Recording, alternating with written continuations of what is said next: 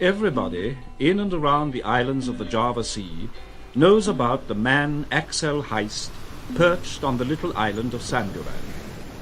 Axel Heist, the Swede manager of the Tropical Belt Coaling Company, alone among the ruins of the company's #1 coaling station. Black diamonds, people call coal. It's true, both commodities represent wealth, but there's a deplorable lack of concentration in coal. Now, if a coal mine could be put in one's waistcoat pocket, but it can't. All the same, there is a fascination in coal, the supreme commodity of this first decade of the 20th century, the age in which we are camped like bewildered travellers in a garish, restless hotel. I suppose these two considerations, the practical and the mystical, prevented Heist from going away when the company went into liquidation.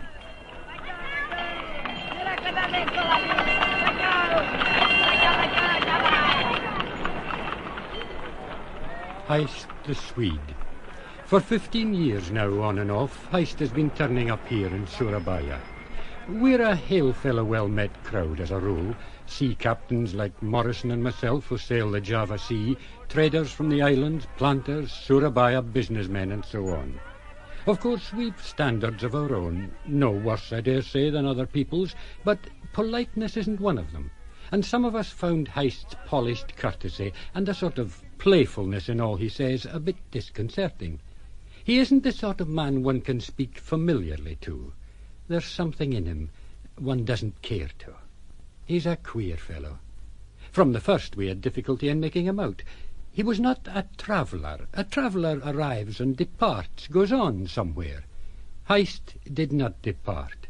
Roughly speaking, a circle of about an 800-mile radius drawn round a point in North Borneo was for him a magic circle. These islands enchant me. They're very quiet. One sees them lying about clothed in their dark green garment of leaves in a great hush of silver and azure, where sea meets sky in a ring of magic silence. A sort of smiling somnolence broods over them. The very voices of their people are soft and subdued, as if afraid to break some protecting spell. The spell that binds me, perhaps. Enchanted Heist, we called him.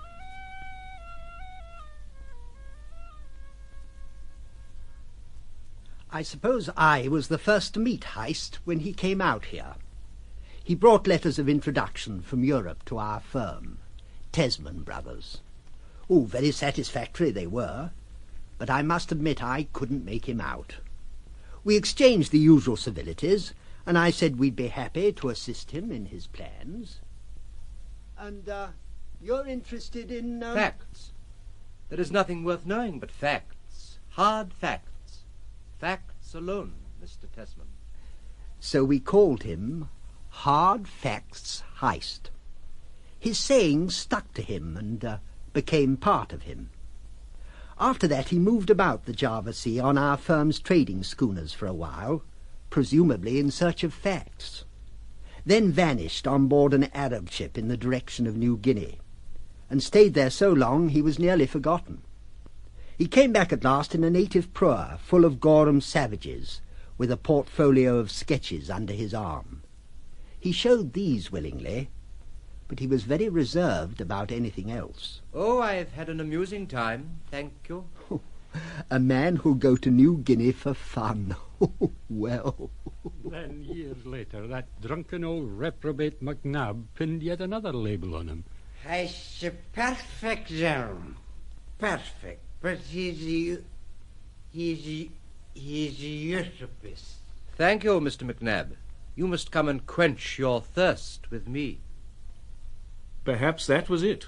A man who could propose to quench old MacNab's thirst, even playfully, must have been an utopist, a pursuer of chimeras. For of downright irony, Heist was not prodigal, and maybe this was the reason why he was generally liked. At that epoch of his life, in the fullness of his physical development of a broad, martial presence, with his bald head and long moustaches, he resembled the portraits of the fighting King Charles XII of adventurous memory. However, there was no reason to think that Heist was anyway a fighting man. I, Axel Heist, am indeed the son of my father. all but the genius. That bitter destroyer of systems, hopes, and beliefs is responsible for my existence and what my life has been and is. For 3 years after I left school, I lived with him in London. He was then writing his last book. In this work, at the end of his life, he claimed for mankind the right to the absolute moral and intellectual liberty of which he no longer believed them worthy. He was a great man in his way. I was 18. 3 years of such companionship at that plastic and impressionable age was bound to leave me with a profound distrust of life. I learned to reflect, a destructive process. I shall always remember our last evening together. He was in a particularly soft mood. He talked, I listened. It was irresistible. It was as if that mind were taking me into its confidence, giving me an insight into its mastery of despair. It was very late. We had fallen silent. Father, is there no guidance? You still believe in something, then? Flesh and blood, perhaps. A full and equable contempt would soon do away with that.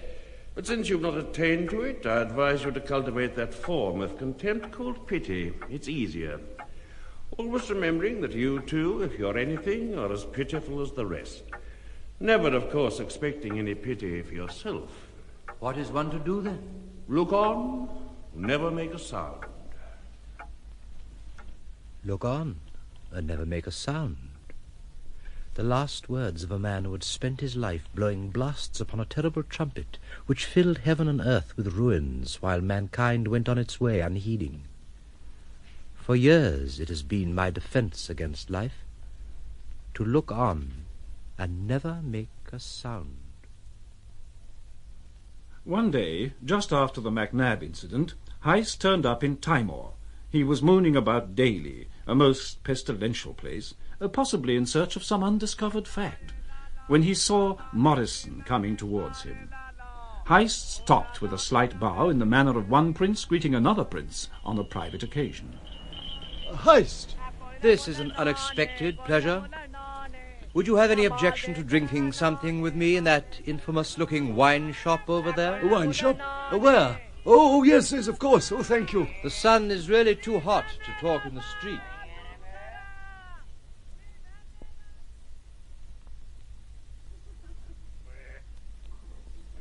I'm afraid you're in for a bout of fever, Morrison. Fever? Give me fever. Give me plague. They're diseases, one gets over them. I'm being murdered. Murdered by these damn Portuguese. The gang here have downed me at last between them. I'm to have my throat cut the day after tomorrow. My dear fellow. It's my brig, the Capricorn. That scoundrel Consino Andrews has been after her for years. Knew I'd never sell. She's not only my livelihood, she's my life. So he's hatched a pretty little plot with the Chief of Customs here and got him to trump up something about my papers not being in order and fine me. He knew I couldn't pay.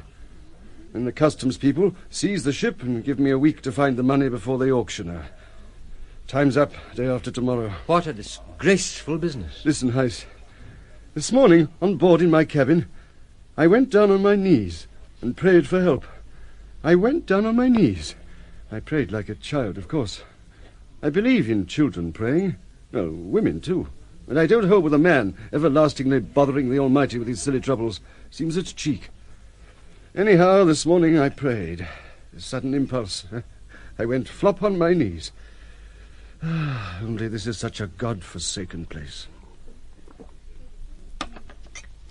May I know the amount the brig was seized for? Oh, damn it all, only about £50 in English money. And you have not that amount to hand? No, I've only a little English gold on board. Left all my spare cash at Tesman's to meet various bills which fall due when I'm away. But as much use to me now as if it were at the bottom of the nethermost pit. If that's the case, I would be most happy if you would allow me to be of use. To be of use? I can lend you the amount. You have the money? You mean you have it here in your pocket? Yes, on me. Oh, my dear chap, I can't. A trifle. Delighted to be of service. People are saying that Heist is staying with that good-natured Morrison, or as some put it, sponging on that fool Morrison. There's also a rumour going round that Heist has got some mysterious hold on Morrison, has fastened onto him and is sucking him dry. Now we've found out the rumour originated with Schomberg, we're careful not to believe it. Schomberg is the local hotel keeper, a big, manly, bearded creature of Teutonic origin, a noxious ass with a lust for silly gossip. I don't know why so many of us patronise his establishment, as he calls it. True, the hotel is well set in a large garden with fine trees, and it's pleasantly cool here on the veranda. I beg pardon, piazza.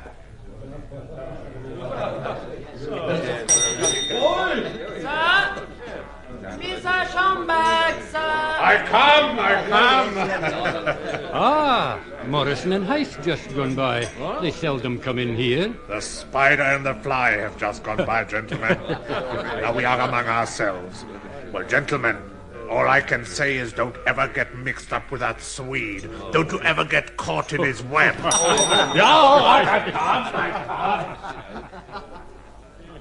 Schomberg detests Scandinavians in general, and Heist in particular. Why? Goodness knows. A fool like that is unfathomable. However, a good many people are now finding it funny to call Heist the Spider, behind his back, of course. Heist was as serenely unconscious of this as of his several other nicknames. Then, from the meeting of the cornered Morrison and the wandering Heist, sprang the great idea of the Tropical Belt Coal Company. Morrison's gratitude insisted on Heist's partnership in it, and Morrison went home to push the magnificent idea personally in London. Dear Heist, everything is going well with the company, but London is cold and gloomy, and I don't like either it or the people in it. I'm as lonely as a crow in a strange country. I pine for the Capricorn. I don't mean only the tropic. I mean the ship, too. Morrison was another enchanted man, in his way. Finally, he went to Dorsetshire to see his people, caught a bad cold, and died with extraordinary precipitancy in the bosom of his appalled family. That's what comes of having anything to do with that Swede. Now, you mark my words. He squeezes you dry like a lemon, then sends you home to die. Take warning from Morrison. Heist was immensely shocked by Morrison's death. He got the news in the Moluccas through Tesmans. After a time he became visible again, rather suddenly, his eyes sunk in his head, and with a sort of guarded attitude, as if he were afraid someone would reproach him with Morrison's death. The company was formed in London. Heist was nominated as manager in the tropics. Heist said he was looking for facts. Well, he's got hold of one now that'll do for us all. Isn't he a Swedish baron or something? Heist a baron? Well, I haven't the slightest doubt of it. As a matter of fact, he told me so himself once. But he's done nothing but loaf round these islands for years. There's no loafing now, I can assure you. He's rushing about organising all over the archipelago. Tesmans have appointed agents. Heist's got a contract for government mailboats. The era of steam is with us. We can't afford to buy steamers. this is what's called development. It'll be the end of the individual trader. Anyway, be hanged to him and his TBC company. Heist the enemy, eh? Well, all this is very well, gentlemen, but he can't throw his coal dust in my eyes. There's nothing in it. Why, there can't be anything in it. A fellow like that for manager, pooh. Was it the clairvoyance of imbecile hatred, or mere stupid tenacity of opinion? Anyway, that ass Schomberg was right. The TBC company went into liquidation, as I began by telling you. The talk died out, and Heist faded completely away. The enchanted Heist. Had he at last broken the spell? Had he died? Gentlemen, Gentlemen, I have news of him. Of that Swede. He's still in Samburan. He's never been away from it. The company has gone, the coolies are gone, everything is gone. But there he sticks. Captain Davidson saw him with his own eyes. Now, I want to know is what he gets to eat there. A piece of dried fish now and then, what, eh? That's coming pretty low for a man who turned up his nose at my table d'hote. You see, he's turned hermit from shame. I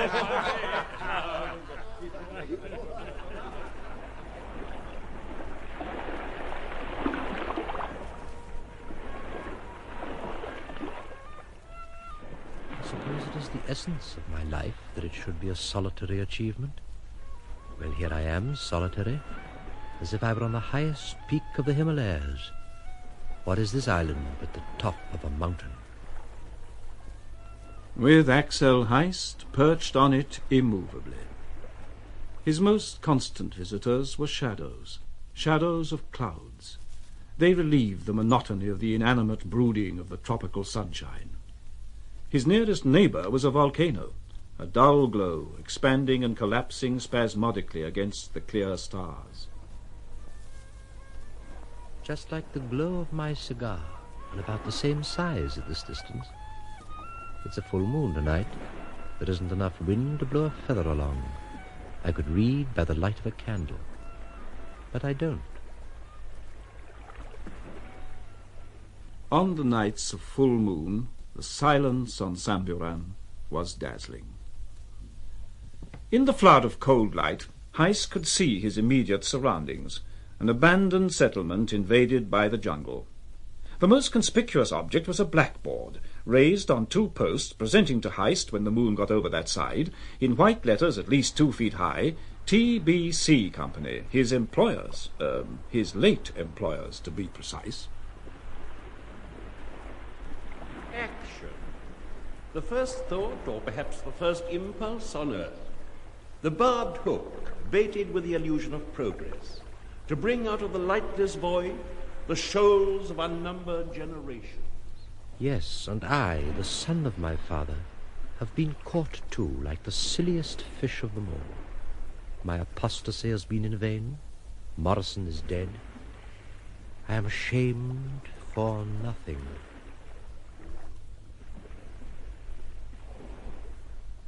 But apparently Heist was not by temperament a hermit. For some reason or another, after more than a year and a half on Samburan, he came out of his retreat to come to Surabaya. Naturally, it was Davidson who gave him a lift out of his forsaken island. You should have seen Schomberg's eyes bulge out when Heist jumped down into the launch with an ancient brown leather bag. He pretended not to know who it was, at first anyway. I promised to pick Heist up in about 20 days' time at Schomberg's place. Gentlemen, look at the airs that Swede gives himself. My place isn't good enough for him. I wish to goodness he'd go somewhere else to show off his superiority. Here have I even got up these concerts just to brighten things up generally for you gentlemen, eh? But you think he'll condescend to step into my concert hall and hear a piece or 2 of good music? No, not he. There he sits, alone, at the dark end of the piazza all the evening, planning some new swindle, no doubt.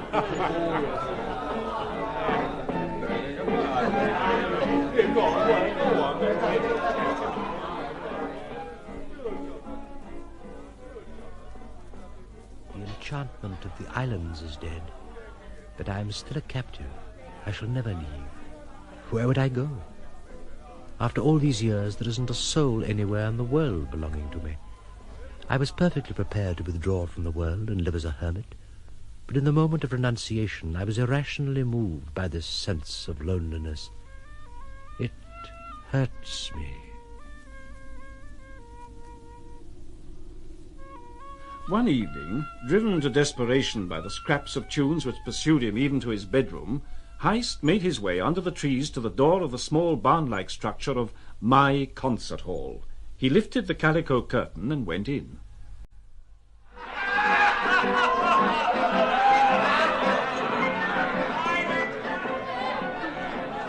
Oh, this is awful.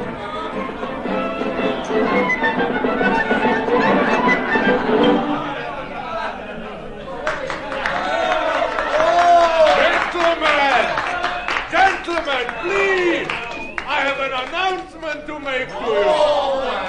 The lady artists will now come down from the platform and favor you with their company. Well then, where's the harm in offering a lady a grenadine or whatnot, eh? What terrible women. Poor souls, one can't help pitying them.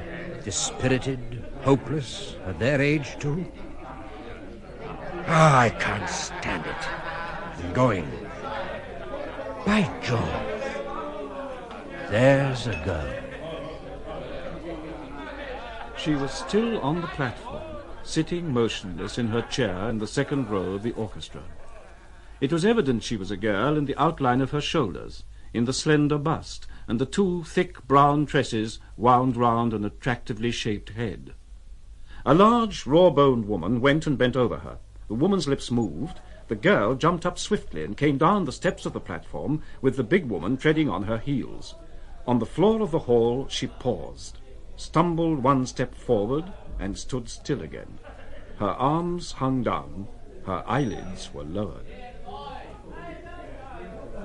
Excuse me, but that horrible female did something to you. She pinched you, didn't she? I'm sure she pinched you just now when she stood by your chair.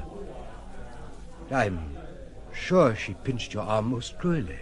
It wouldn't have been the first time. Oh. And suppose she did. What are you going to do about it? I don't know. I'm grieved to say I don't know. But can I do anything? What would you wish me to do? Pray command me. Command you? What a funny thing to say. Who are you? I'm staying in the hotel for a few days. I just dropped in here casually. This outrage... Don't you try to interfere. Is it your wish I should leave you? Oh, I didn't say that. She pinched my arm because I didn't get down here quickly enough. I can't tell you how indignant I am. But since you are down here now, hadn't we better sit down? Oh, all right. Her voice, it's fascinating. Fit to utter the most exquisite things.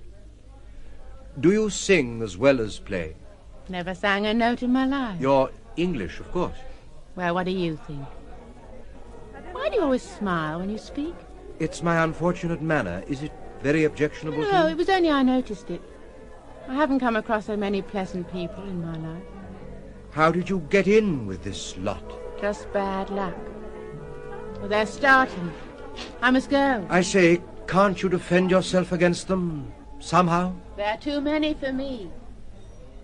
That was how it began. How it ended as it did is not easy to state so precisely. I saw you talking to that silly Swede again. Oh, let go of my arm, Mr. Schomburg. You're hurting me. What do I care if you talk to him? It keeps the other men off, doesn't it? I don't know. You are a clever enough girl to see that I'm worth 50 of him. You can put your trust in me. I'm in the prime of my life. I know my way about it. Oh, they've begun.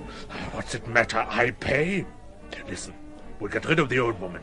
Damn her, I've never cared for her. The climate doesn't suit her. I shall tell her to go to her people in Europe. She will have to go too. I will see to it. 1, 2, March. Then we'll sell this hotel and start another somewhere else. I don't care what I do. Anything in the world for you. Oh, let go. Leave me alone. Silly girl. She's so young. She's shy of me. That's what it is. A man like me and that Swede. Well, there's nothing in it.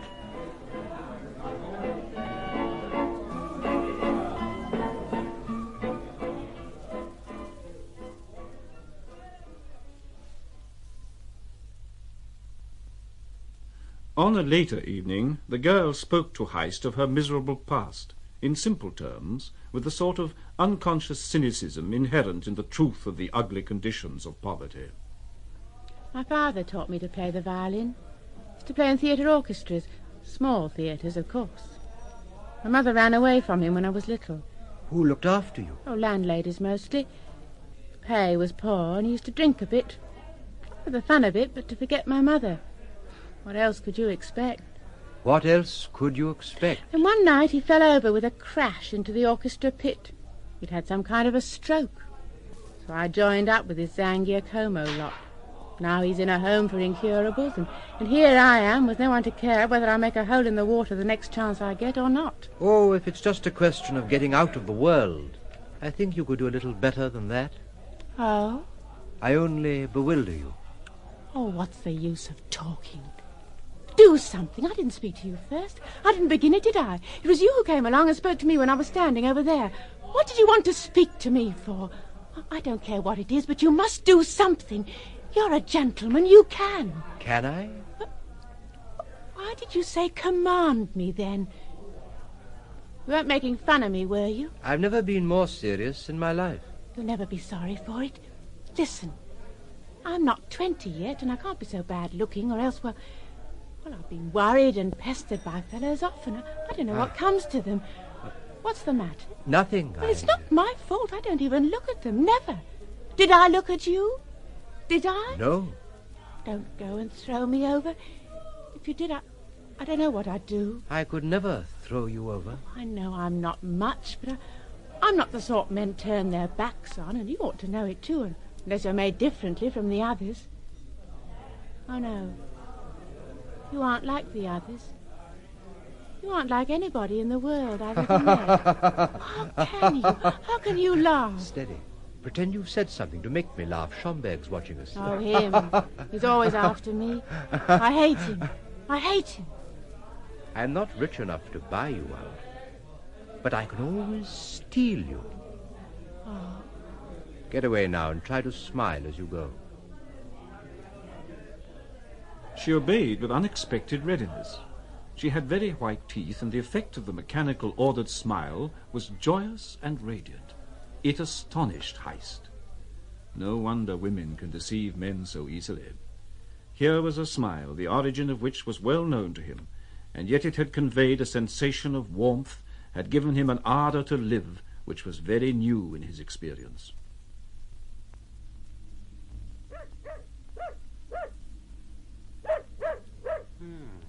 Nobody about. Boy! Boy! You desire? Ah, good afternoon, Schomberg. I agreed to meet Mr. Heist here today. Is he about? Not here. Oh? Can you tell me where I'll find him? None of my business. Can't tell. We agreed to meet here. I'll wait a bit. Don't you bother about him. I'm advising you as a friend. I think I'll wait. And I'd like something to drink. It's very hot. Boy! Sir? Fetch the gentleman's order. Something iced with a little gin. Very little. Oh, yes, sir. If you'll excuse me, I have a lot to do. Oh, it's hot. Oh, that's better. Ah, Mrs. Schomberg. Good afternoon. Good afternoon. Uncommonly warm, isn't it? Uncommonly. You're looking for a friend, aren't Yes, you? we agreed to meet here. Shh. Your order, sir. Thank you. Thank you, sir. I see you've had a concert party here. San Giacomo's Eastern Tour. An Italian lot, to judge by the name. There was an English girl with them. Really? It's no sort of life for any poor soul, let alone a girl. Where did they go from here? She didn't go with them. She ran away. Well. Who with? That friend of yours. Hey? The one you're waiting for. You can't mean it. He's not the man for Well, it. he did it. He left his note for you. Thank you. I helped them. I got their things together, tied them up in my shawl, and threw them out of the back window into the compound. It wasn't a very big bundle. Ah, gentlemen, good evening. Don't say I told you. Don't say anything to anybody. Still here, Captain Davidson. I'm sorry you won't tell me anything about my friend. I never wish to speak of that Schweinhund, that swine, that Swede. You hear? I never wish to speak. I come. It's unreasonable to get so angry. If he keeps on like that, he'll go crazy. Oh, he's been in a terrible temper ever since it happened. He kidnaps a white girl belonging to an orchestra which is performing in my public room for the benefit of my patron and goes off to live like a prince on that island. It's disgusting. You could have knocked me down with a feather. But after all, it's not such a great scandal as everyone makes out. Mind you, it isn't a thing I would have done myself. I mean, even if I hadn't been married, I shouldn't have had the pluck. I see a thing all round, as it were. But Heist doesn't, or else he would have been scared. You don't take a woman into the desert jungle without being made sorry for it sooner or later, in one way or another. Heist's being a gentleman only makes it worse. The world's a bad dog. It will bite you if you give it a chance. But I think we can safely defy the fates here. A group of 3 stood by Schomberg's reception desk. A muscular, short man, with eyes that gleamed and blinked in a round, pock-marked face, with a dishevelled moustache sticking out quaintly under the tip of a rigid nose. Another individual stood modestly in the background. His broad, squat frame denoted great strength. His arms were remarkably long, with thick, brown, hairy hands. The third man, the possessor of a handsome but emaciated white face, was regarding Schomberg with a sunken, dark stare. His body was long and emaciated, his attitude careless, but tense. He had a weary, used-up, depraved distinction. My name? Yeah. Oh, plain Mr. Jones. Put that down. Gentleman at large. And this is Ricardo.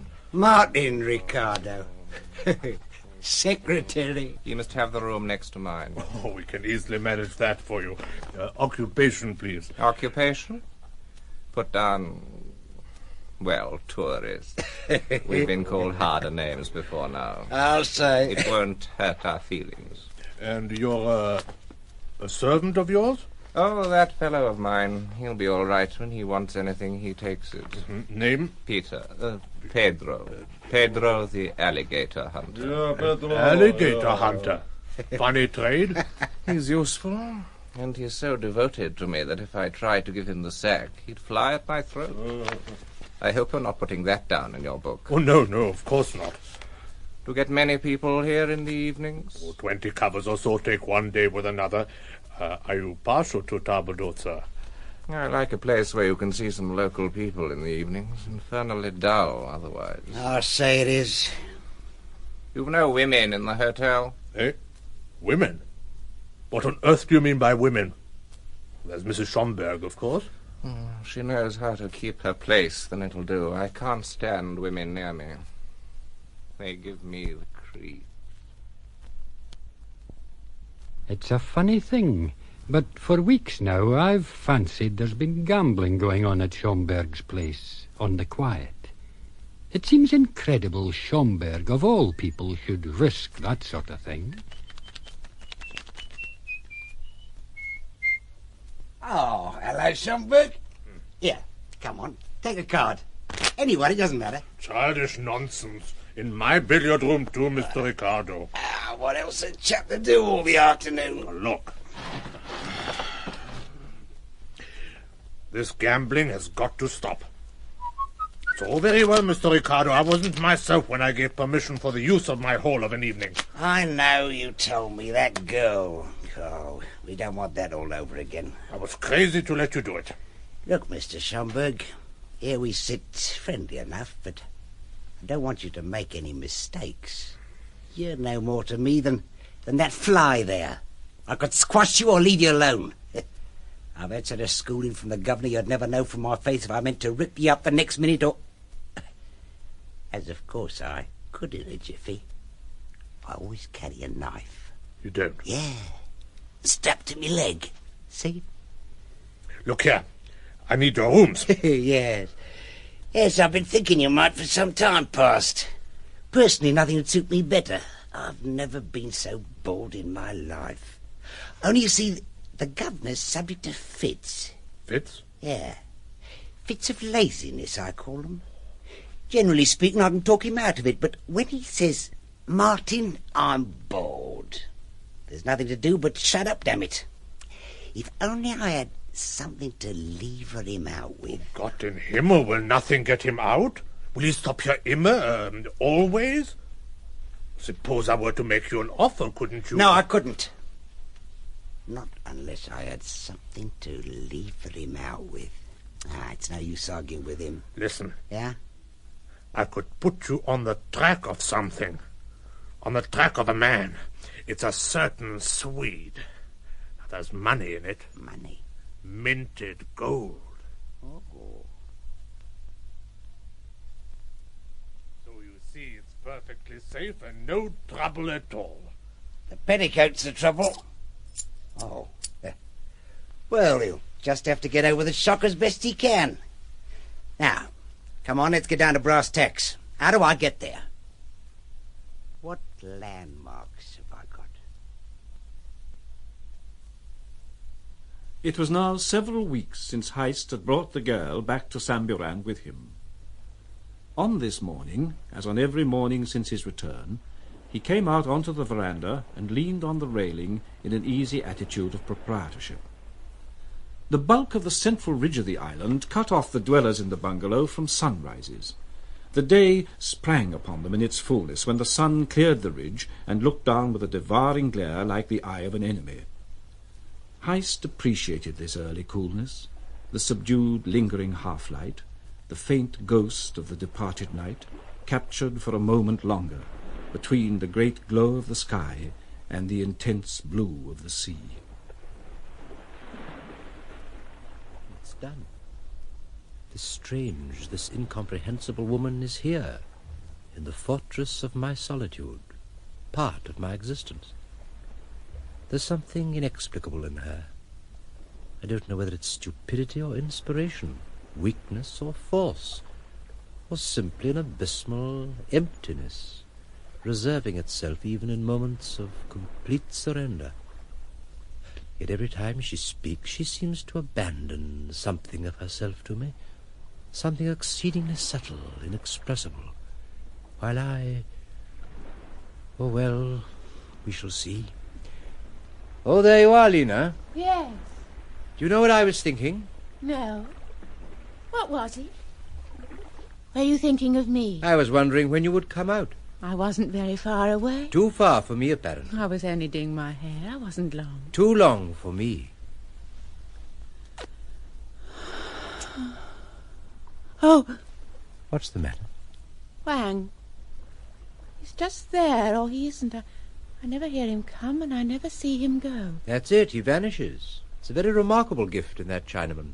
Are they all like that? Not in such perfection. I envy him. Envy him? Yes, I envy his obedience to his instincts. I envy him the powerful simplicity of purpose which makes his existence appear almost automatic in the mysterious precision of its facts. He reminds me of the waiters in that hotel place. Let's go into the forest while he clears up here. Up that mountain? Oh, it's not as bad as that.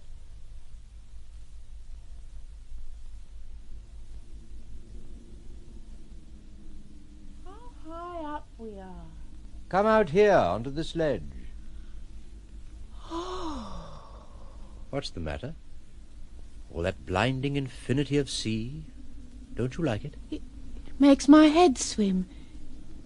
It's so lonely. That could be my fault. Oh, no, I never feel lonely with you. No, never. It's only when I look at all that water and all that light. Sail ho! Where? Must be a long way out. Don't expect you can see it. Some native craft making for the Malaccas, I expect. Well, we'd better get out of the sun. You can sit with your back against that trunk. All right. There, now I can, very properly, sit at your feet.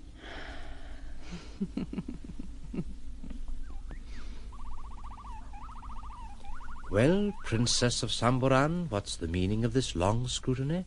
Have I found favor in your sight? I was thinking. If you start thinking, you'll be unhappy. Oh, I wasn't thinking about myself. Oh, a moralist. I was wondering why you were here. Well, primarily it was my father. The man in the picture you so often look at was responsible. But really, your question is unanswerable. I'll tell you a fact. Facts, after all, have a certain value. One day I met a man. He really was a decent fellow, quite unfitted for this world, a failure, a good man, cornered, a sight for the gods. A sight no decent man cares to contemplate. And you've been cornered, too. Did you think to offer up a prayer? I'm not what they call a good girl. That sounds evasive. Well, the good fellow did offer up a prayer. When he told me about it, I was struck by the comic side of the situation. Oh, but Please, I don't mean I thought his praying was comic, no. What captivated my fancy was that I, of all men, should appear as an agent of Providence. I've never been so amused. I got him out, you know. Do you mean you saved a man for fun? Just for fun? Why this tone of suspicion? I suppose the sight of his distress was disagreeable to me. What you call the fun came later, when it dawned on me that I was for him a walking, breathing, incarnate proof of the efficacy of prayer. The boredom came afterwards, when I discovered I had in a moment of inadvertence created for myself a tie, and he who forms a tie is lost. The germ of corruption has entered into his soul. Why are you looking so serious? Never mind, it suits you exceedingly well. As long as it's not boredom gives you that severe air, I'm willing to sit here and look at you as long as you like. So you lived with this friend, this good man? Yes, I gave in. We became partners.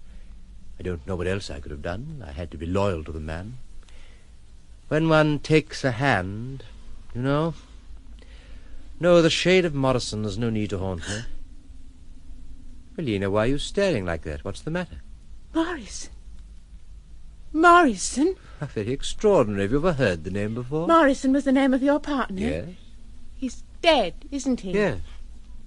Then it was you that horrid red-faced beast was talking about. Oh, Schomberg. What did he say? He said Morrison's partner got everything he could out of him and sent him home to die. He said he'd as good as murdered him. Murdered him? Strange that should hurt me. Is there anything more you can remember? I've often heard of the moral advantages of seeing ourselves as others see us. Let us investigate further. Don't laugh. Did I laugh? I assure you I wasn't aware of it. You surely don't believe this story, do you? It was before I met you I heard it. After you'd spoken to me, I forgot all about it. I forgot everything. The name stuck in my head, I suppose, and when you mentioned it... It broke the spell. Oh, nobody believed it. As if it could matter to me what anybody ever said or believed, from the beginning of the world to the crack of doom. I've never heard you laugh until today. That's the second time. When one's heart has been broken into the way you've broken into mine, all sorts of weaknesses are free to enter. Shame, anger, stupid indignation, stupid fears, stupid laughter. Why are you angry with me? Are you sorry you took me away from those beasts? I told you who I was. You could see it. I assure you I could see much more than you could tell me. I could see quite a lot that you don't even suspect yet.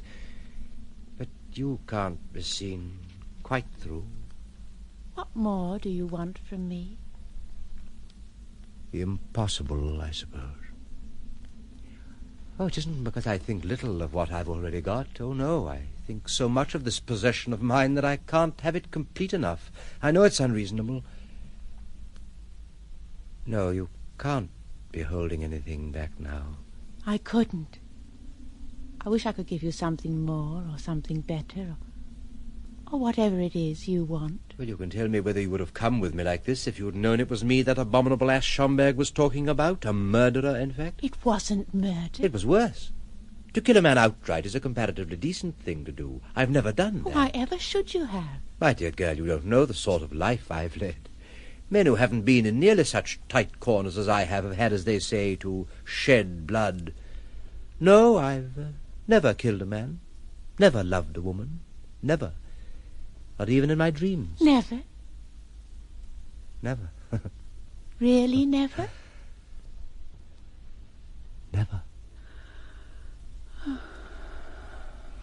No, I've never experienced the two greatest attacks life can make upon a man. So you must make allowances for me, eh? I'll do anything. When you realized just now it was me you had heard Schomberg talking about, you were upset. Why? Well, I was a bit startled. At the baseness of my conduct? Oh, I wouldn't judge you. Not for anything. It would be as if I dared to judge Well, everything that is. I couldn't do such a thing. Then why are you upset? All you're going to say is you wouldn't judge me. I said I couldn't. But you thought there couldn't be smoke without fire. All I heard him say was that there never were such friends as you two. When you got all you wanted out of him and got thoroughly tired of him, you kicked him out and sent him home to die. Well, why shouldn't you get tired of him or of any other company? Well, you aren't like anyone else. Well, the thought made me unhappy suddenly, but I didn't believe anything bad of you. I feel a disgust with my own body. I feel as if I'd fallen into some filthy slime. And all you can say is you wouldn't judge me. I don't believe anything bad of you. I couldn't. That's enough. All at once, without transition, he detested her, but only for a moment. He remembered that she had a special grace in the intimacy of life. She had the secret of individuality which excites and escapes. You're crying. Oh, Lena. No, leave me alone. Lena. No. Lena. Lena. Of all these stratagems of life, the most cruel is the consolation of love, the most subtle, too, for desire is the bed of dreams. Lena. You're sitting there as if you were unhappy. I thought you were asleep. Oh, I was lying down, but sleep, I couldn't. She had dropped into the chair. It was one she always used. She looked as if her strength had suddenly gone from her, leaving her only her youth, which seemed very pathetic, very much at his mercy. Tired, are you? It's my fault, taking you up so high, keeping you out so long. In this heat, too. She watched his concern, her pose languid, her eyes raised to him, but as unreadable as ever. He avoided looking into them for that very reason. He forgot himself in the contemplation of those passive arms, those defenceless lips, and, yes, one had to go back to them, those wide, open eyes. Something wild in their grey stare made him think of seabirds in the cold murkiness of high latitudes. He started when she spoke, all the charm of physical intimacy suddenly in that voice. You should try to love me. Try? But it seems to me What makes you say that? I've done nothing. It's you who've been good, tender, helpful. Perhaps you love me for that, just that, or perhaps you love me for company, and because we've been... Well, but sometimes it seems to me that you can never love me for myself, only for myself, as people do love each other when it's to be for forever. Forever. Do try.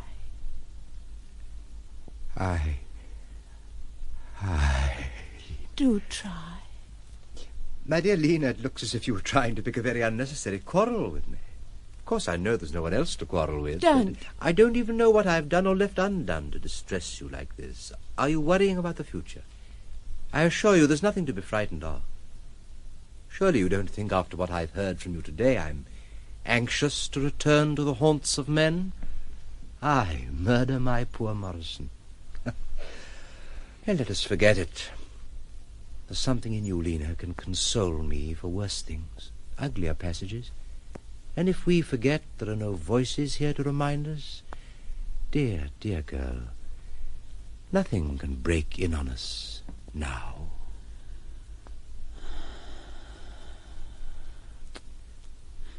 He's here. I'll go to my room till he's gone. What is it, Wang? What do you want? Boat out there. Boat? Where? Out there. What do you mean? A boat adrift in the straits? Oh, come on, we'll go down to the jetty.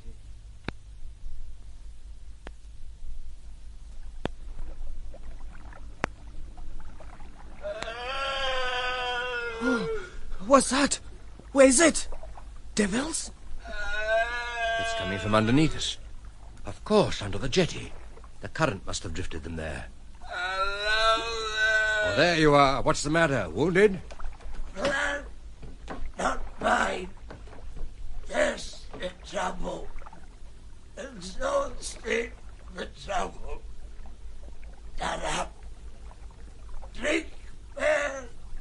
Give us Wang, give me over that crowbar. Get on. Crowbar. What that for? To turn the water tap. It's got rusted. Hurry up, Wang. Hurry up. Here, John. Give it to me. Hope the pipe hasn't got choked. No, it's all right. Only a trickle, but it's coming. Here you are. Catch hold of the pipe.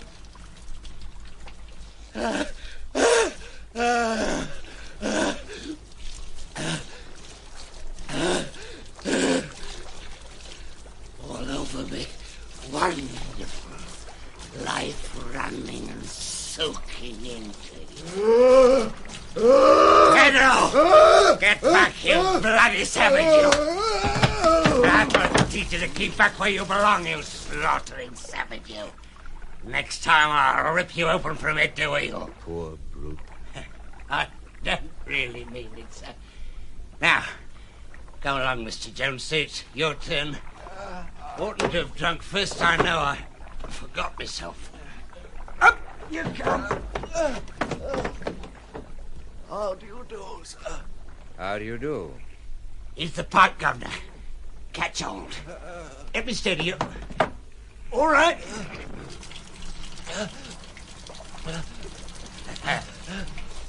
You'll be a different man now, sir.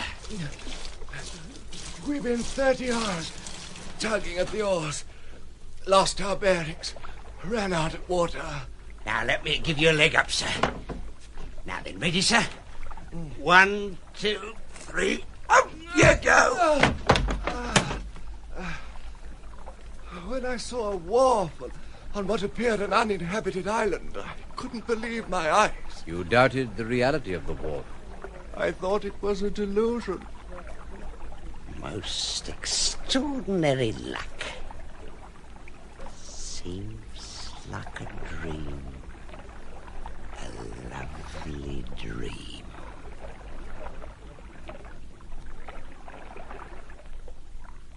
The sea, like a plate of steel under the darkening sky, looked more solid than the high ridge of Samburan, more solid than the point whose long outlined slope melted into its own shadow, blurring the dim sheen on the bay.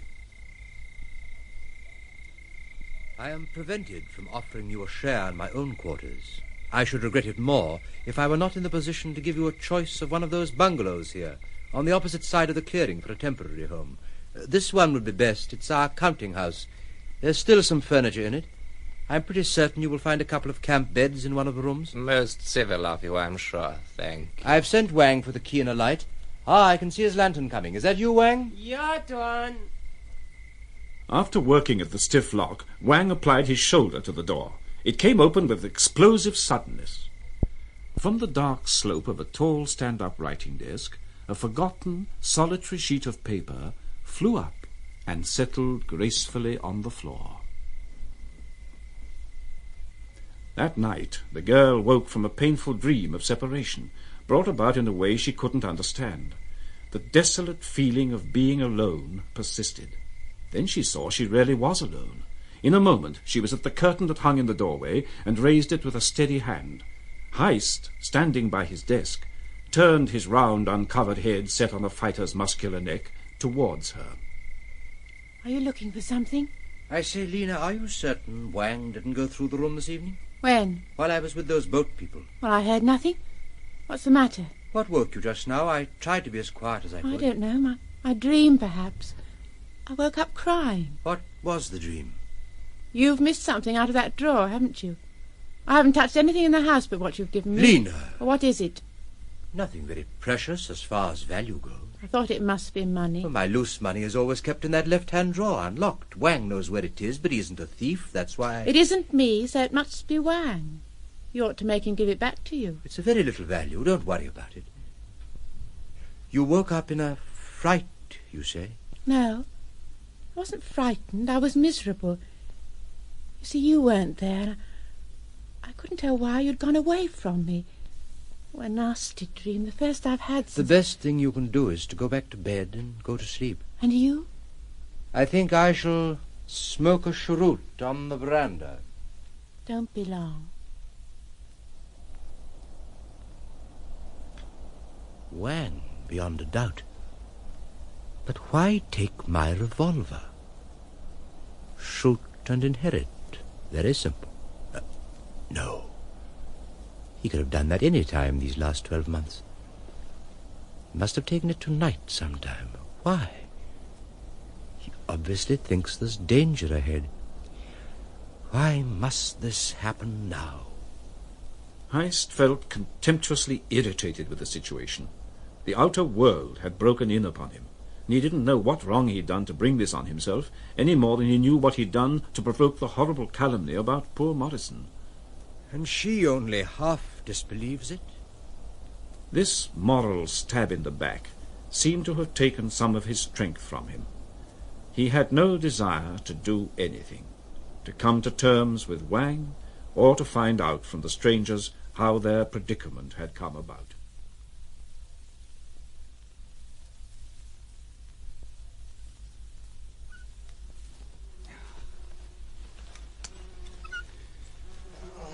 Hey, you awake, Governor? No. Why the devil can't you let me sleep? Because that fellow over there can't sleep, that's why. He's out on his veranda smoking his cigar and having a think. What the devil's he doing having a think in the middle of the night? How do you know he's having a think? It might be anything. Toothache, for instance. Well, I don't like it. Do you think he's suspicious? Well, I don't see what he can very well be suspicious of. Yet there he is having a think. What made him get up out of his bed to have a think? I don't like it, and I don't like him. Look what he did to that partner of his. He's a cold-blooded beast, an inhuman beast. He's also a calculating beast. Yeah, and another thing struck me. He's the sort of man more likely to prance than to run. Without a doubt. Without a doubt. Well, it doesn't matter. If he won't be good, he can be made to be quiet. Oh, but then there's the stuff. He could have put it anywhere, in the forest even. See us with a couple of spades having to tackle the old damned island. Rather discouraging thought, I must say. We haven't got to be discouraged, that's all. Not after what we've been through on that boat. I say, Governor, you're not bored, are you? Don't be an ass, Martin. As a matter of fact, I'm rather amused. Something's bound to turn up to give us a hint. And I'll be onto it, you trust me, Governor. I'll be onto it.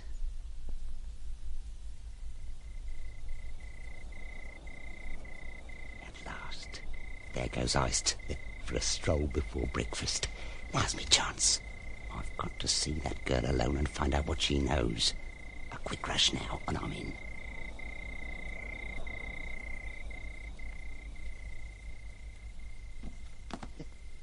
Here's a go. Books.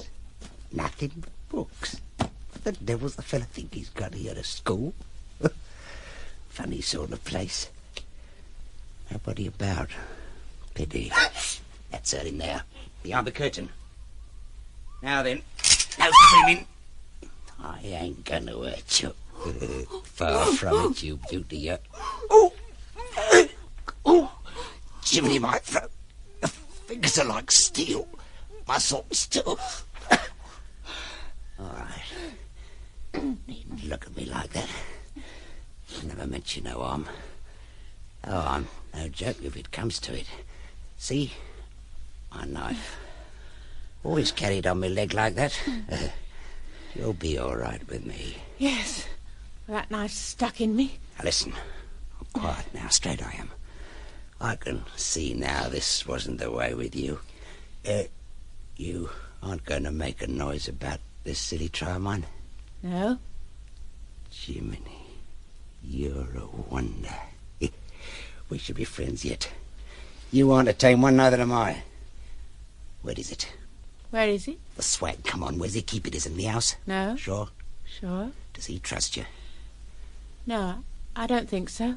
He's one of the tame ones, isn't he? He wouldn't put up a fight. We better find out.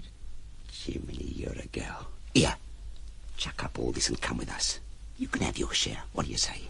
I might. Wang, Joanne? It's him. Is nobody ready for breakfast yet? I'll be shot like a dog if I stay here. Quick, this way, out of this window. Quickly. All right.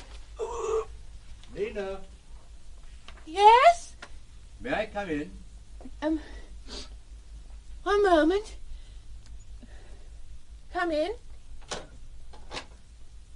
You haven't even done your hair yet.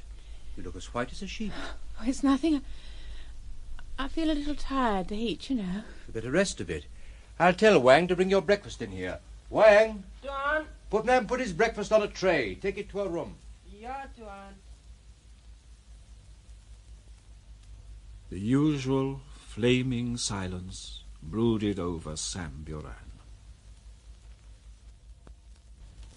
What in the world is this new mystery? There's some very simple explanation, no doubt. Tuan, What do you want, Wang? I want to speak with you. Very well, go on. I put all plate, cup, saucers, all thing away in cupboard on back veranda. All proper. After breakfast, put everything proper too. Then I go. Oh, then you go. Yeah, me no like it. 1 man, 2 man, 3 man, no can do. Me go, me no like it. Me very sick. That belong one PC lie. That isn't proper man talk at all. After stealing my revolver too. No have go. Look, see, you can see I have no go. Look, look. I never said you had it on you. Me no sabe revolver. What's the matter with you? Me no like it. What the devil do you mean? Don't like what? In there. In men put his lum. Two. Two what? I don't understand. Suppose you're savvy. You no like your fashion. Me savvy plenty. Me go now. Goodbye. Well, now what do I do?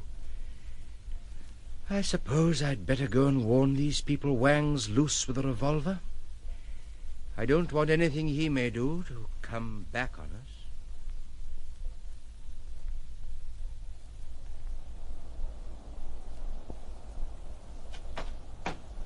Oh, where have you been? I thought I'd better find out the intentions of our emissaries from the outer world. Don't think I've ever seen 3 such out-and-out scoundrels. However, I've had a long talk with Mr. Jones. Oh, but first you'd better know Wang has gone for good. Oh? I'm afraid I wasn't very diplomatic. When you're in the helpless position I am, unarmed and unable even to run away, bluff somehow seems degrading. Yet I've you to think of. Oh, me? Do you think I would be capable of sacrificing you to save my moral dignity? You may if you like. Oh, Lena. I asked Mr. Jones 2 things I was very anxious to know. I asked him why he came here, and I asked him if he knew beforehand he would find me here. What did he say? Didn't say anything. He just grinned, that ghastly grin of his. I didn't press him for an answer. I knew he would lie to me. I detest being lied to. I say, Lena, you're sure you haven't been anywhere you could have been seen? Certain. Go on. And then I asked him when he was going, and he said he was ill. And I asked him point blank what he wanted. He didn't answer that either, but said something about a communication the day after tomorrow. You know, the more I think about it, the more I'm certain that these 2 days are a sort of truce. Truce? For what? I don't quite know. By this time the secretary had come in, and I told them about Wang. It was a bad move. They obviously didn't believe my story, and immediately insisted that Pedro should take Wang's place. Take Wang's place? Here, in the bungalow? Yes, and that Ricardo should take his meals with us. I didn't know what to say. I merely remarked that I didn't want a servant. It was no use. How on earth are we going to keep you hidden from them with that brute prowling round the place all the time? I don't know. Are you certain they haven't seen you? Well, how can I be certain? You told me to keep out of sight, and I kept out of sight. I didn't even ask you why. You could have done. Well, I thought you didn't want anyone to know you had a girl like me about. What? Well, it isn't what's right. I mean, for you. Is it? It seemed to me so right that I couldn't bear these fellows even to catch sight of you. Look! Yes, there they go. Evil intelligence, arm in arm with instinctive savagery and brute force round at the back. If I had that revolver, I could shoot the 2 of them from here. Could I? I don't know. Don't do it. Well, you've seen them now. Think what it was to me to see them land in the dusk. Phantasms from the sea, apparitions, chimeras. And they persist. That's the worst of it. They persist. They have no right to be, but they are. Lena, I must go and find Wang. He's probably gone to the native village the other side of the island, to his wife's people. You must come with me. I can't leave you here alone.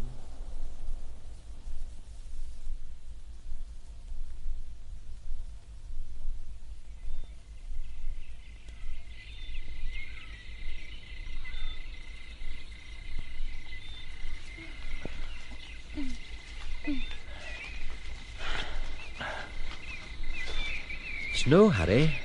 No hurry at all. We might as well sit down. Well, that's that. No success with Wang.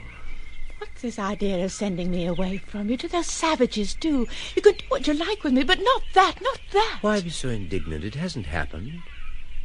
Well, here we are, without the power to resist the evil, unable even to make terms for ourselves with the envoys of the world we thought we had done with for years and years to come. That's bad, Lena. Very bad. Is it?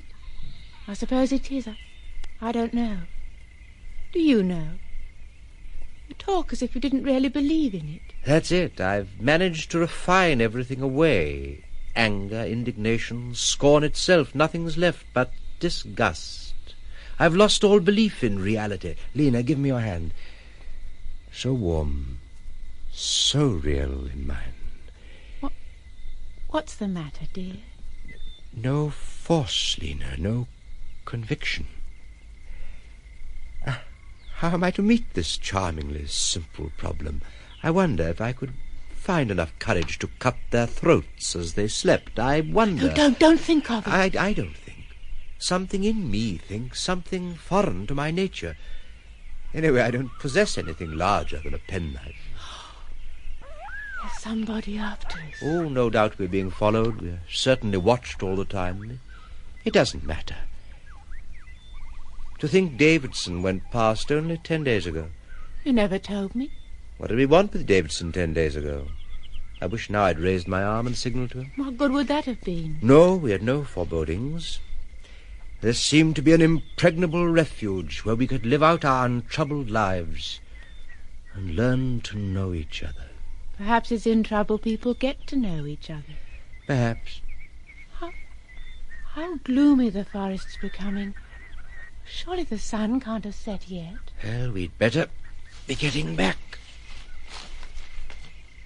She looked around as if her eyes had just been opened. Her heart sank in the engulfing stillness. At that moment, she felt the nearness of death breathing on her and on the man with her. What is it?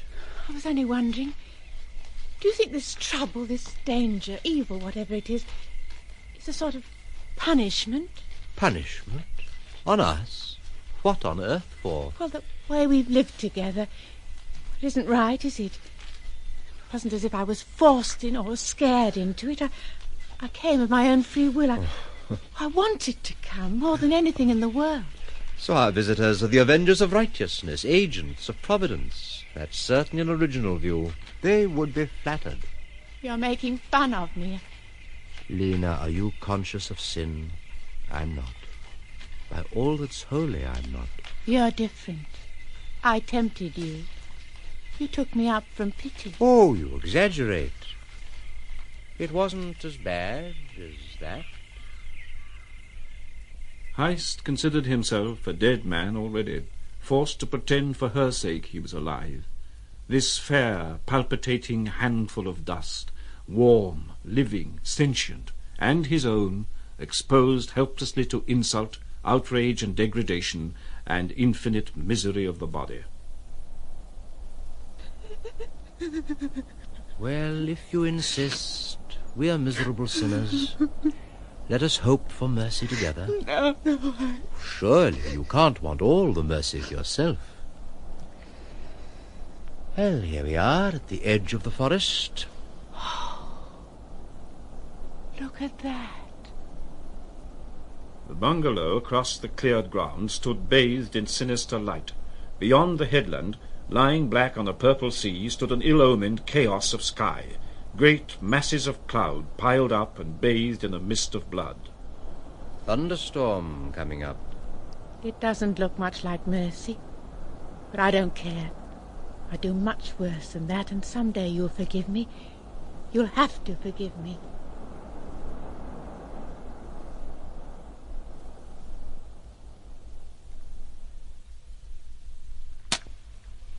Why are you lighting the candles? So that they'll know we're back. What's the use of putting off the evil hour? Anyway, we've probably been followed. The table's laid. Yes, Pedro, that prehistoric ape, has laid the table for 3. And our guest is a gentleman who resembles nothing so much as a jaguar, the most ferocious of animals. I wish the wretched knives on the table had some sort of edge on them. This one, absolutely useless. A fork would be better. But how can I go round with a fork in my pocket? It's a knife you want, a real knife. I suppose there must be a crowbar in the shed somewhere. Like a fool, I gave them the keys. Can you see me walking about with a crowbar? Besides, it might be enough to start the whole thing off. Can't think why it hasn't started already. Perhaps they're afraid of you. It almost looks as if they were. Aha! Omens, signals, portents. Suppose I had the crowbar. Could I stand behind this door and smash in the head of the first comer? Would you like to see me try it now on the next one in? No, it's a knife you want to defend yourself. Only to defend yourself. There'll be time. You know what the world would say. It would say, Lena, that I, that Swede, having murdered his friend for greed, murdered these unoffending strangers from sheer funk. That would be the story whispered and believed, my dear Lena. Who would believe such awful things? Perhaps you wouldn't. Not at first. Ah, Mr. Ricardo. My dear, our guest is here. At your service, ma'am. I was made aware there was a lady about by that Pedro of ours. Only I didn't know I should have the pleasure of seeing you tonight, ma'am.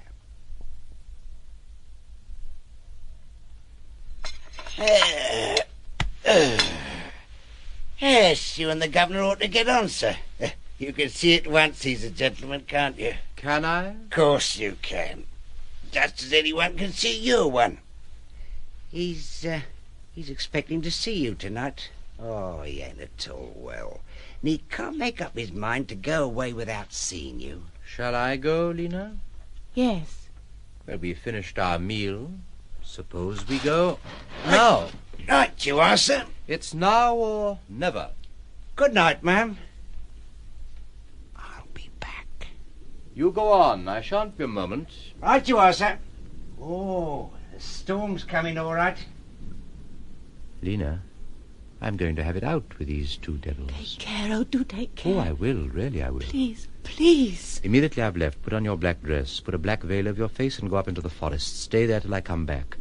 If I don't come back, go to Wang. No. Yes. The worst he can do is to shoot you. But he won't.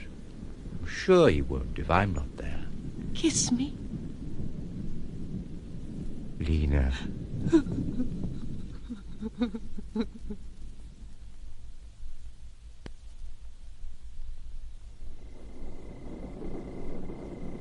Oh, thought you were never coming, sir. I didn't know you were pressed for time. Oh, it's coming all right. Let it come. I'm in the mood for it. Here we are. Wait just 1 minute, sir. Here's Heist, Governor. Good. Keep him as long as you can till you hear me whistle. I'm on the track. This way, sir. There's the governor, sir. I'll be back later. After Heist left her, Lena came out of her room and sat down under the portrait of Heist's father to wait for Ricardo's return. The anguish of her disobedience to her lover was soothed by a gentle flood of penetrating sweetness such as she had never felt before. She had no plan. She saw only her purpose of capturing death, death embodied in the knife ready to strike into his heart. It's awfully close in here. We haven't met to discuss the weather.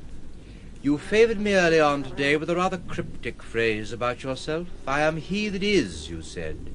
What does it mean? It means that I am a person to be reckoned with. No, stop! Don't put your hand in your pocket. As you wish. A matter of prudence.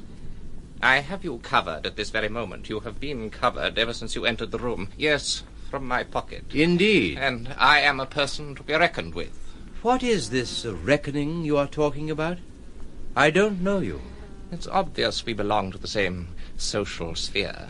Something has driven you out, the originality of your ideas, or your tastes. And you? I am an outcast, even an outlaw. If you prefer a less materialistic view of me, a sort of fate, the retribution that waits its time. You mustn't be shocked if I tell you we are after your money. Or rather, I am. Pedro knows nothing about it, and Ricardo has no ideas, wishes, or even whims of his own. Oh. Stay where you are. If you were more observant, you would have realized before I'd been in the room 5 minutes that I had no weapon of any sort on me. Possibly, but this is too big an affair for me to take any risks. Too big? Whatever do you think you are looking for? I can assure you there is very little of anything here. Naturally, you'd say that. The storm's getting on my nerves. No, do not get up, Mr. Heist. I had no intention of doing so. I've told you already. I am not armed. I am really inclined to believe you. Strange. But don't provoke me by some unguarded movement. I might do you some harm. I don't know if it wouldn't be better to do it at once. He who hesitates is lost. You don't really seem to have enough pluck for your business, Mr. Jones. Strange as it may seem to you, my scruples are due to my origin, my breeding, my traditions. Not everyone can divest themselves of the prejudices of a gentleman as easily as you have done, Mr. Heist. But don't worry about my pluck. We are adequate scoundrels. We're after the fruits of your successful swindle. It's the way of the world, gorge and disgorge. There were never two more deluded fools in this world than you and your Ricardo. Talked over like a pair of children by the promise of a bag of sweets. Don't you realize Schomberg would have told you anything to get you here? He was jealous. If it hadn't been for the girl, he was pestering her with his attentions. I brought her here. A girl? Here? On this island? Do you mean to say you did not know the one bit of truth in all this welter of lies? No, I did not. I did not. But Ricardo did. He's known it all the time. He knew it before we came. Oh, on the track, on the scent. He shaved in front of me and I never guessed. I shall be glad to know exactly what my faithful henchman is doing. We'll go and find out. I am in much greater danger than you are, Mr. Heist.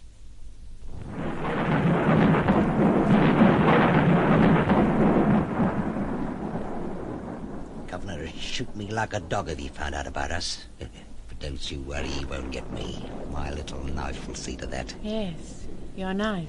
I'll look after the governor, but you can't fight a man with your bare hands. Here, do you think you could manage to stick your Swede with this little knife of mine? Well, how can I tell? Let me have a look at it. It's a good friend. It could be. Here. Thank you. Feel it. Feel that balance. Yes.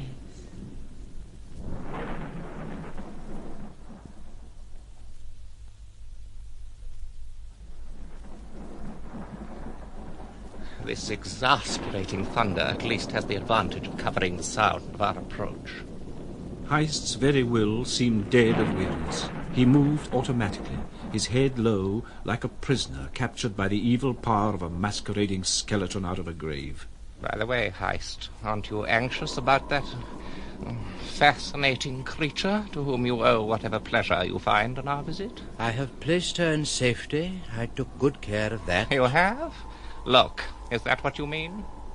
In the brilliant square of the doorway, Heist saw the girl. She was not in the forest, but there, alive with a somber reality. She sat there in the chair, without fear, tenderly stooping. Martin grovelling at her feet in the full light of your candles. She seems to have found her affinity. Heist obeyed the pressure of the revolver between his shoulders. They went up the steps of the veranda without his being aware of it, slowly, one by one. Doubt had entered into him, doubt of a new kind, formless, hideous. It seemed to spread all over him, enter his limbs, and lodge in his entrails. Can you imagine a more disgusting spectacle? A great shame descended upon Heist, the shame of guilt, absurd, maddening. It isn't you I'll have to shoot, but him. I wouldn't trust him near me for 5 minutes after this. Behold, the simple Acis kissing the sandals of the nymph on the way to her lips. The menacing pipe of Polyphemus sounds close at hand. Did he but hear it?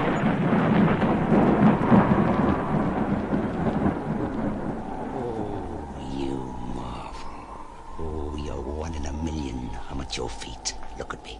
All yours. Anything you like. Oh! What are you doing? Kicking me in the throat like that, you little devil, you. Nick me behind the ear. It's nothing. What the deuce is the governor up to, letting that brute eyes break loose like this? Where's my knife? Oh. You got it, girl. You stick, Heist. I'll get a gun to do for the governor. She had his knife. It was she now who was deadly, while he was disarmed, no good for the moment. He stole from the door, staggering, the warm trickle running down his neck, to find out what had become of the governor and to provide himself with a firearm. Jones, after firing his shot over Heist's shoulder, had thought it proper to dodge away. Like the spectre he was, he had noiselessly vanished from the veranda. That you over there, Governor? Yes, it's me. Jiminy, I thought the beggar had done for you. He started prancing. You nearly had me. I've been dodging and looking for you ever since. Well, here I am!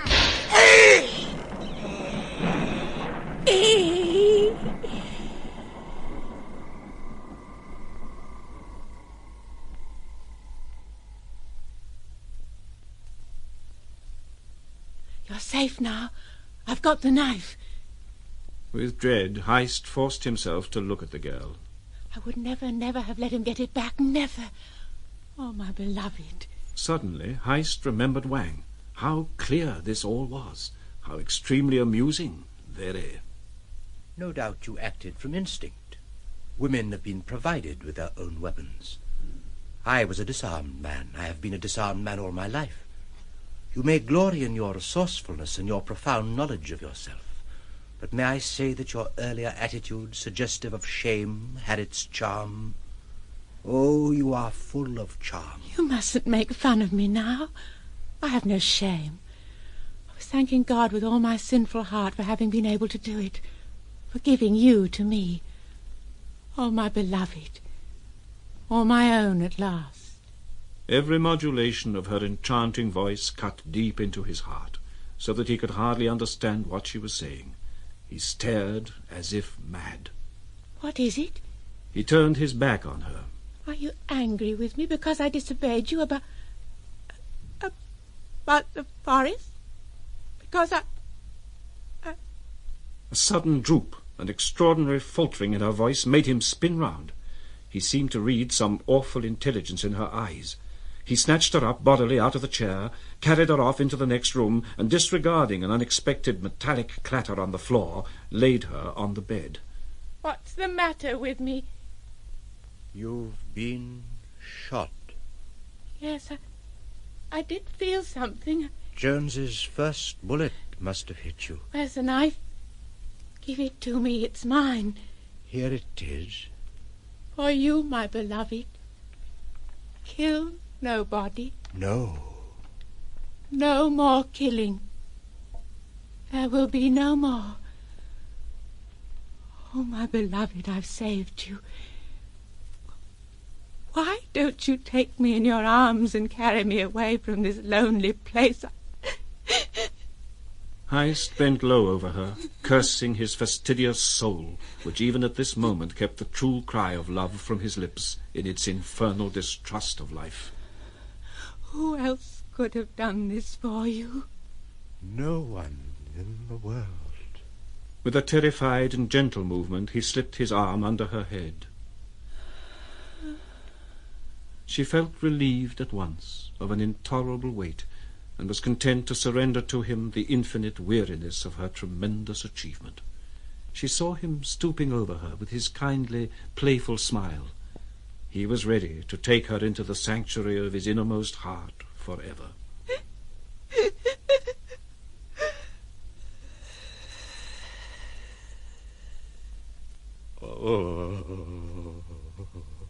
She died triumphant, seeking for his glance in the shadow of death. Woe to the man whose heart has not learned while young to hope, to love, and to put his trust in life.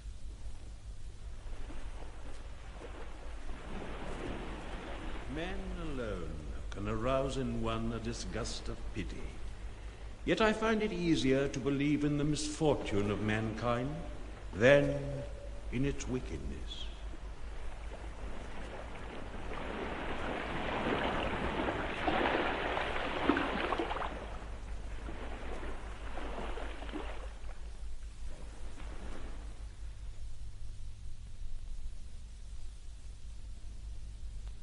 I've asked you to come and see me, Captain Davidson, because you seem to be the only person with first-hand knowledge of this affair.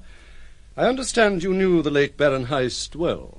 I wouldn't like to say I knew him well, Your Excellency. Nobody did. The first indication I had of anything really wrong was a large white rowboat bumping into the Sissy's bows. In it was the dead body of a very hairy man. I learned from Wang later what happened. He had followed Heist and the girl down, partly out of curiosity, partly out of pity. Had gone to look for the boat, to cut it loose, so that these men couldn't come and attack the village by sea. Had found the hairy man in it, dozing, and shot him dead. Then he shoved the boat off as hard as he could and went away. Of course, I went ashore at once. By the time I got to the bungalow, the poor girl was dead. Heist was kneeling by the bed, holding her body in his arms. Poor fellow. Yes. I won't tell you what a time I had with him afterwards. He talked and talked. At last, since he insisted, I left him and went back on board. What had happened to the other two? Jones had shot his secretary, or whatever the evil beast called himself, neatly through the heart. I left his carcass where it lay to rot and swell in the sun. Jones we found by the wharf. The water's very clear there, and you could see him lying at the bottom like a bag of bones. Wang was particularly pleased. He said it made all safe and went back to his Alfuro woman. I suppose it was accidental, but who knows? Jones was alone. He knew the game was up. He was trapped. You're quite certain that Baron Heist is dead? Oh, yes, he's dead. He and the girl both burned to ashes. I lay by that night just in case. About 5 in the morning, one of my Kalashes woke me yelling that there was a fire ashore. When we got there, the principal bungalow was blazing and the 2 others had caught from it. The heat drove us back. We couldn't get near them. Wang's hut was the only thing survived the fire. The fire was deliberate, of course. Yes, Heist did it. I suppose he couldn't stand his thoughts beside her dead body. Fire purifies everything. Well, let heaven look after what has been purified. The wind and the rain will take care of the ashes. And then? I went away. There was nothing to be done. Nothing. That was Victory, a radio version by Helena Wood of the novel by Joseph Conrad, with Marius Goring as Axel Heist and Jill Bennett as Lena. The part of Captain Davidson was played by Duncan MacIntyre, Schomburg by John G. Heller, Mr. Jones by David March, and the narrator was Godfrey Kenton.